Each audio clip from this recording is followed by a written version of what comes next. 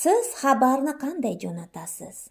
Tasavvur qiling, do'stingiz boshqa joyga ko'chib ketdi. Siz unga zarur ma'lumotni qanday yetkazasiz? Xabarlarni yetkazamiz.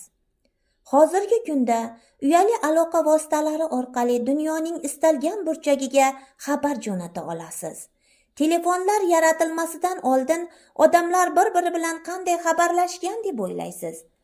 Bilasizmi, bunda odamlarga xat tashuvchi kabutarlar yordam bergan. Kabutar o'z yo'nalishini yo'qotmasdan uzoq joylarga xabar olib borishga o'rgatilgan. Shoshilinch ma'lumotlarni esa otliq xabarchilar yetkazishgan. Ularni choparlar deb atashgan. Keyinchalik odamlar xat yozib, uni xatjildlarga solishgan.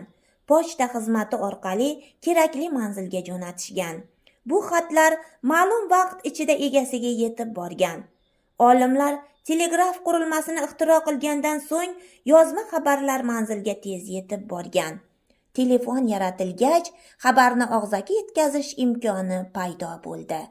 Siz xabarlarni qanday jo'natasiz?